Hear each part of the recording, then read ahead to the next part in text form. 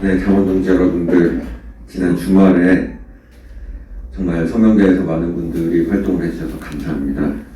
박근혜 대통령님께서 옥중 투쟁하신 지 1481일째 되는 날입니다. 4년을 넘어서 5년째 침묵 투쟁을 하고 계시는 박근혜 대통령님께서 하루빨리 우리 국민들의 품 안으로 돌아오시기를 바랍니다. 문재인 청와대의 무능과 거짓이 국민의 생명과 재산을 빼앗아가고 있습니다. 지난 17일까지 대한민국의 백신 접종자 수는 157만 3,088명으로 전체 인구의 대략 2%가 백신을 1회 이상 접종했습니다.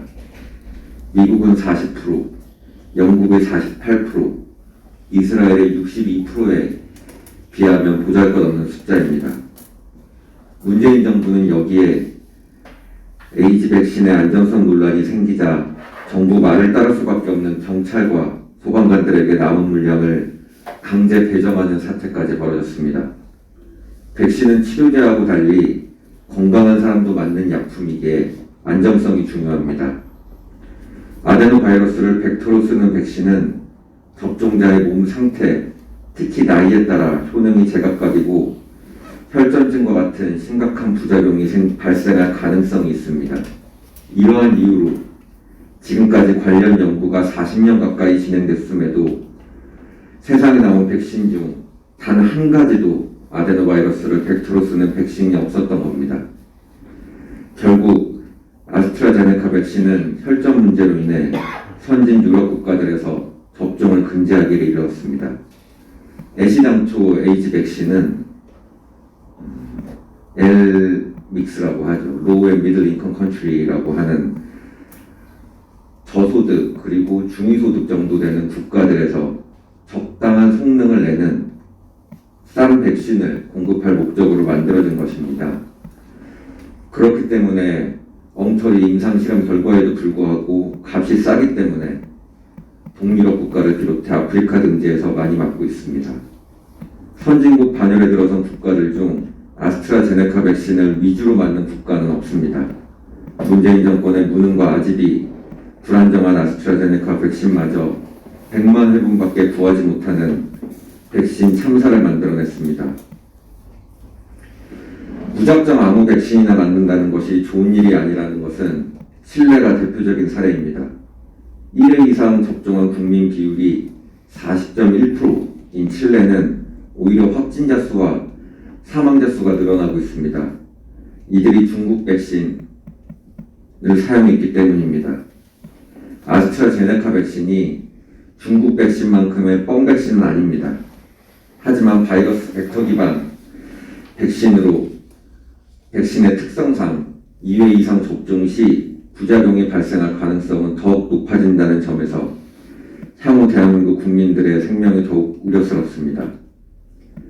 백신 물량 확보에 실패하자 문재인 정권은 방패막이로 김호란 씨를 청와대 방역기획관으로 임명했습니다. 김호란 씨는 문재인 정권이 잘못된 방역을 펼칠 때마다 이를 적극 옹호해온 전형적인 대깨문식 사고방식을 가진 자입니다. 2020년 2월 6일 중국 폐렴 초기 중국인 입국 금지를 하지 않은 문재인 정권에 대한 비판 여론이 일자 중국에서 온 한국인에 의해 2, 3차 감염이 일어났지 중국에서 온 중국인에 의해 2, 3차 감염이 없었다는 괴설을 들어놓았습니다. 또한 2020년 11월 20일에는 화이자 모더나는 훨씬 가격도 비싸기에 굳이 백신 구매를 서두를 필요가 없다며 문재인 정권의 백신 수급의 실패를 옹호했습니다. 하지만 대개는 김호란 씨가 말하는 것과는 달리 현재 우리나라의 백신 수급량과 백신 구매 비용을 기반으로 계산을 해보면 현재 우리나라는 아스트라제네카 백신을 개당 $20, 24,000원 정도에 사온다는 결론이 나옵니다. 이 금액이면 약간의 추가 비용만 들인다면 국민 생명을 위해 안전한 화이자나 모더나 백신을 구입할 수가 있습니다. 문재인 정부가 백신 수급에 실패한 것은 본인들의 무능과 오만 때문이지 가격 때문이 아닙니다. 또한 고작 2, 3만 원을 이유로 국민 생명을 위험에 빠뜨려도 좋다는 생각을 하는 김호란 씨의 발상이 놀랍습니다. 김호란 씨의 역할은 정해진 것 같습니다.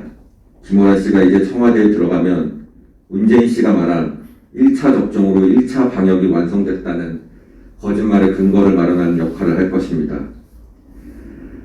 대통령식 사고방식을 가지고 국민의 생명을 담보로 사기쇼를 하는 김호란 씨는 방역 기획과는커녕 교수직을 박탈해야 될 정도로 매우 부적합한 인사입니다. 국민과의 격리를 위해 차라리 김어준과 같이 갯개문 방송을 진행하는 것이 맞습니다. 방역 실패, 백신 수급의 실패를 겸허히 인정하고 국민들께 용서를 구한 뒤 해결책을 연구하는 대신 문재인 정권이 저지르는 국민 살인을 감싸줄 사람을 임명하는 정부는 대한민국 정부가 맞습니까? 문재인 정권의 부패와 무능, 아직은 어제 오늘 일이 아닙니다. 정권이 정신을 차리지 못하면 국민들이 쫓아내야 합니다. 감사합니다.